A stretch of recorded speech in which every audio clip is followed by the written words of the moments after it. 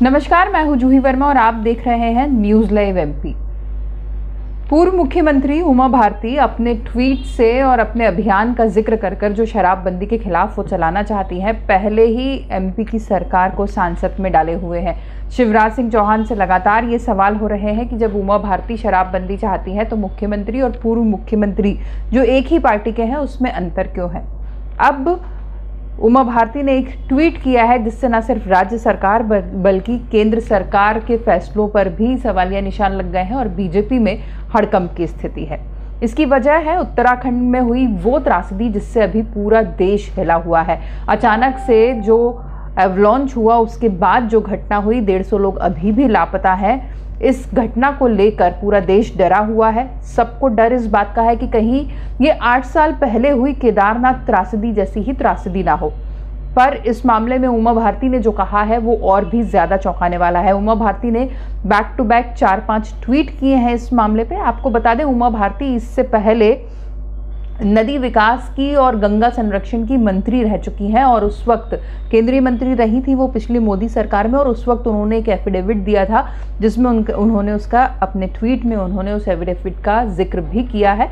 उमा भारती के ट्वीट, सबसे पहले आपको बता दें कि क्या ट्वीट किए हैं। उमा भारती ने लिखा है कि जोशीमठ से 24 किलोमीटर पैंगांव जिला चमोली उत्तराखंड के ऊपर का ग्लेशियर फिसलने से ऋषिगंगा पर बना हुआ पावर प्रोजेक्ट जोर से टूटा और एक तबाही लेकर आगे बढ़ रहा है।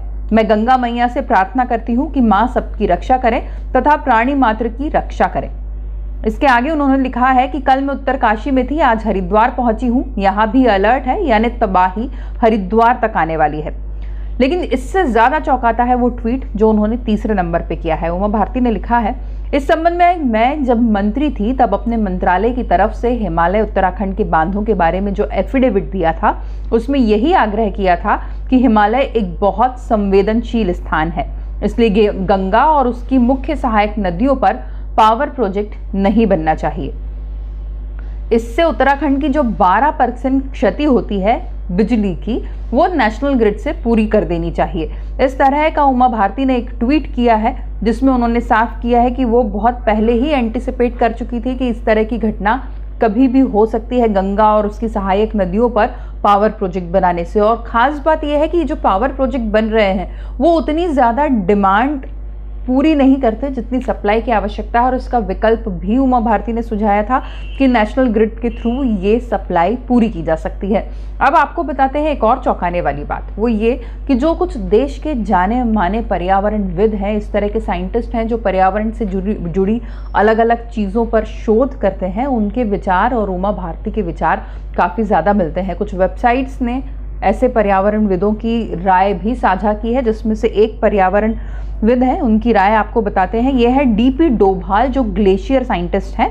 उन्होंने कहा है इस बारे में कि जब कोई भी प्रोजेक्ट बनाया जाता है तो हर फैक्टर पर बात होती है, लेकिन उत्तराखंड में ग्लेशियर पर बात नहीं होती है। इसके क्या खतरे हो सकते हैं?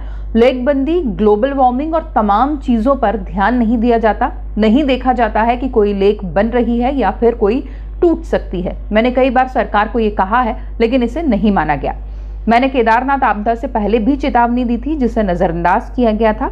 डेवलपमेंट के नाम पर जो ये ब्लास्ट कर रहे हैं उसका क्या असर पड़ता है ये कोई नहीं देख रहा। इस मामले पर सिर्फ हम जैसे लोग रिसर्च करते हैं लेकिन उन पर अमल नहीं होता।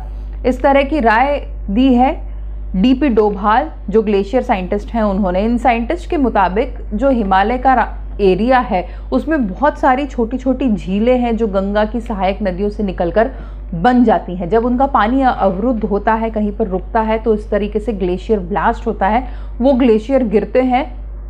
इसमें एक दावा ये भी किया जा रहा है कि इसमें जनहानि कम हुई, वरना ये आपदा केदारनाथ की आपदा से भी बड़ी हो सकती थी। और यही वजह है कि उमा भारती ने जो अब दावा किया है, अपने पुराने ट्वीट का जिक्र किया है, उसे देखकर अब बीजेपी में भी ये चिंतन मनन अवश्य होने की संभावनाएं जताई जा रही हैं कि इस तरह के पावर प्रोजेक्ट कंटिन्यू होंगे या नहीं होंगे। नमस्कार।